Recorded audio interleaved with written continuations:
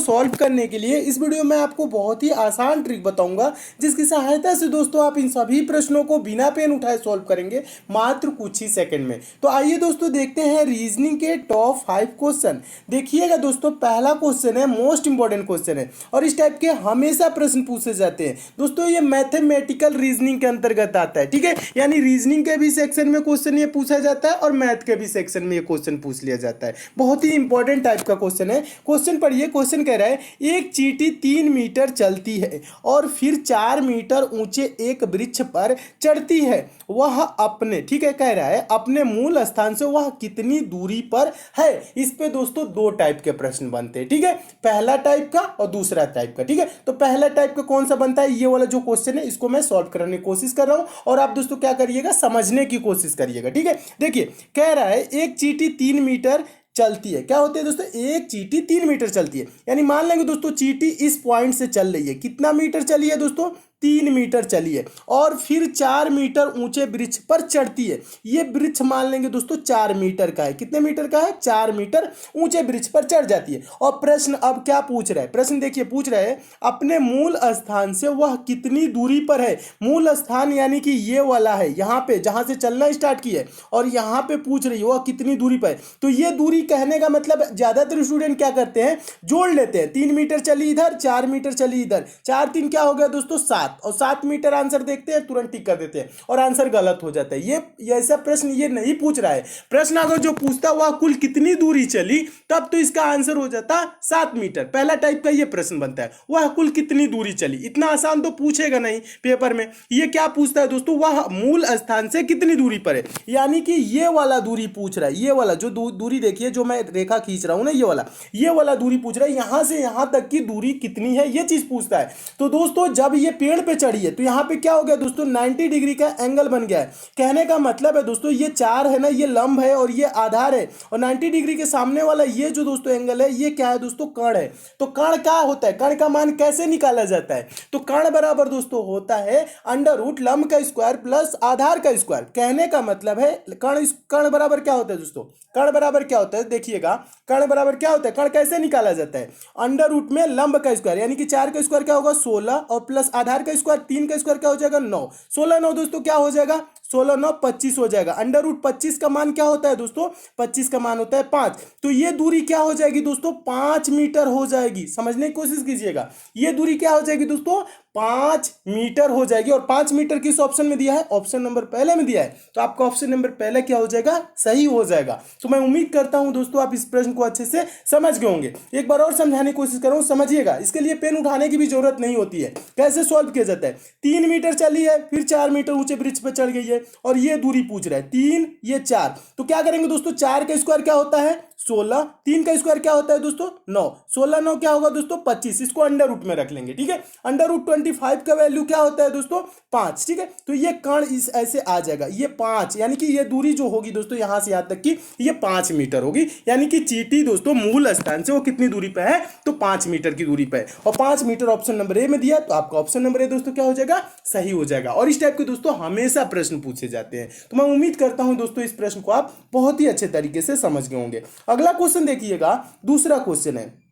दूसरा क्वेश्चन आपका सीरीज से है, यह भी इंपॉर्टेंट क्वेश्चन है, यह भी पूछा गया क्वेश्चन है। देखिए प्रश्न है नीचे दी गई श्रृंखला में प्रश्न चिन्ह के स्थान पर कौन सी संख्या आएगी। प्रश्न चिन्ह है कहां, देखिए प्रश्न चिन्ह यहां श्रृंखला में दिया गया है और यहीं पे पूछ रहा है कि कौन सी संख्या आएगी। तो दोस्तों सीरीज से रिलेटेड कभी भी आपके पेपर में प्रश्न है तो आप क्या करेंगे, सीरीज को देखेंगे, सीरीज कैसे आगे चल रही है। तो जैसे दोस्तों ये सीरीज कैसे चल रही है, देखिएगा 3 है दोस्तों, 3 के बाद 5, 5 के बाद 6, 6 के बाद दोस्तों 12 हुआ, फिर 12, उसके बाद प्रश्न चिन्ह 24 26। यानी कहने का मतलब है अगर जो आप डिफरेंस देखें दोस्तों, यानी अंतर देखें तो 3 के बाद 5 हुआ 2, फिर 5 के बाद 6 1, 6 के बाद दोस्तों 12 हुआ 6, 12 के बाद दोस्तों 12 है यानी कि 0, फिर उसके बाद प्रश्नवाचक चिन्ह, उसके बाद से दोस्तों 24 है 26 है यानी कि 2 इधर, ठीक है। यानी ये यहाँ पे आपको कुछ नजर नहीं आ रहा होगा इस टाइप से कि ये सीरीज कैसे आगे बढ़ रही है या घट रही है, कुछ भी इस यहाँ पे आपको समझ में नहीं आएगा। यहाँ पे देखेंगे दोस्तों 2 1 6 0 ऐसे कोई कुछ भी नहीं समझ में आ रहा है। जब इस टाइप से आपके सीरीज सामने आ जाए और दिखे कुछ भी जब समझ में ना आए,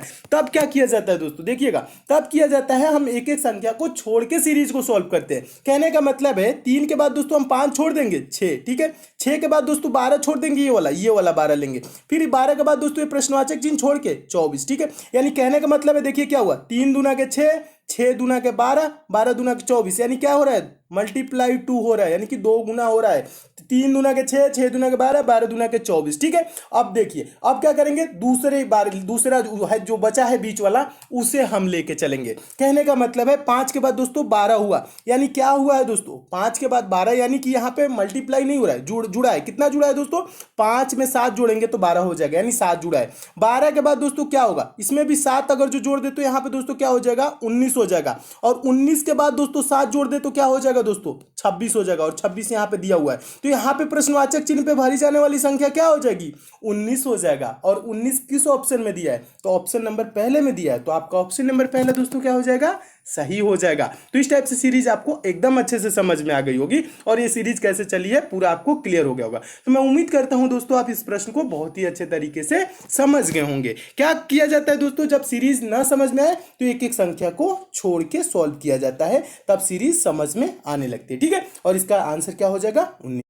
हाय गाइस, मैं हूं कीकू शारदा। जब से लॉकडाउन हुआ है ना, मैं काफी ऑनलाइन जाएगा। नेक्स्ट क्वेश्चन देखिएगा, तीसरा क्वेश्चन। और दोस्तों मैं आपको बता दूं, प्रश्न सॉल्व करने से पहले क्या किया करिए, वीडियो को पॉज कर दिया करिए, अपने आप से भी सॉल्व करने की कोशिश किया करिए, ठीक है। अपने आप से सॉल्व करने की कोशिश करेंगे तो आपके अंदर सोचने समझने की शक्ति विकसित होगी, तो आप पेपर में क्या होगा, आपको हिचकिचाहट नहीं होगी, हेजिटेशन नहीं होगी, आप प्रश्नों को पेपर में भी अच्छे से सॉल्व करने लगेंगे। तो अपने आप से भी सॉल्व करने की कोशिश किया करिए, बुक से भी प्रैक्टिस किया करिए, ठीक है। देखिए तीसरा क्वेश्चन बहुत ही इंपॉर्टेंट है, और आपको प्रश्न दोस्तों अच्छे लग रहे हैं तो वीडियो को अभी लाइक कर दीजिए, और ज्यादा से ज्यादा आप दोस्तों लाइक शेयर करते हैं तो दोस्तों हमें मोटिवेट वीडियो पसंद आ रही है। और किसी टॉपिक का नाम यानी चैप्टर का नाम भी कभी चैप्टर में बहुत जल्द कंप्लीट करा दूंगा।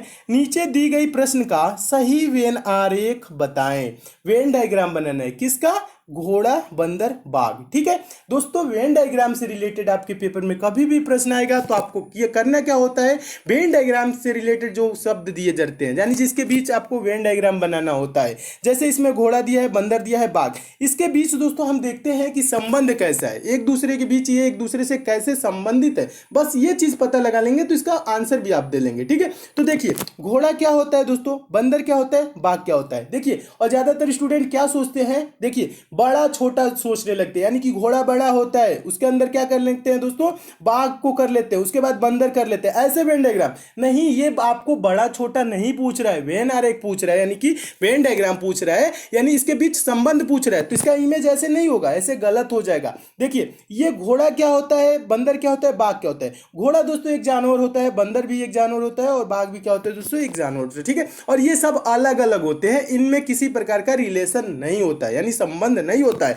तो एक देखिए सर्कल कैसे बनाएंगे, और इसको सर्कल से प्रदर्शित किया जाता है, तो एक घोड़ा का सर्कल हो जाएगा, फिर एक बंदर का सर्कल हो जाएगा, और एक बाघ का सर्कल हो जाएगा, यानी अलग अलग इसका सर्कल हो जाएगा, ठीक है। तो दोस्तों इस टाइप से अलग अलग सर्कल देखिए किस ऑप्शन में दिया है, तो आपका देखेंगे दोस्तों ऑप्शन नंबर बी देखेंगे, तो ऑप्शन नंबर बी में दिया है अलग अलग सर्कल, ठीक है। तो ऑप्शन नंबर बी क्या हो जाएगा, सही हो जाएगा, यानी इनके बीच कोई संबंध नहीं होता है, ये सब अलग अलग जानवर है। तो इस टाइप का वेन डायग्राम किस टाइप से बनेगा, ऑप्शन नंबर बी की तरह। तो आपका ऑप्शन नंबर बी दोस्तों क्या हो जाएगा, सही हो जाएगा। तो मैं उम्मीद करता हूं दोस्तों आप इस प्रश्न को भी बहुत अच्छे तरीके से समझ गए होंगे, और इस टाइप के भी प्रश्न आपके पेपर में आएगा तो आप अच्छे से सॉल्व कर लेंगे। अगला क्वेश्चन देखिएगा, अगला क्वेश्चन मोस्ट इंपॉर्टेंट है, और अगला क्वेश्चन देखने से पहले दोस्तों जो नए स्टूडेंट है उनके लिए बता दूं दोस्तों, ये पंचम पब्लिशर की ई बुक है, आपके आगामी सभी परीक्षाओं के लिए इंपॉर्टेंट है, चाहे आप दोस्तों रेलवे की एग्जाम देंगे, एसएससी की एग्जाम देंगे, या अगर आप दोस्तों कोई सा भी गवर्नमेंट एग्जाम देंगे, क्योंकि दोस्तों इस ई बुक में उन प्रश्नों को शामिल किया गया है जो प्रश्न आपके बार बार परीक्षाओं में पूछे जाते हैं, जो प्रश्न हमेशा परीक्षाओं में रिपीट होते हैं।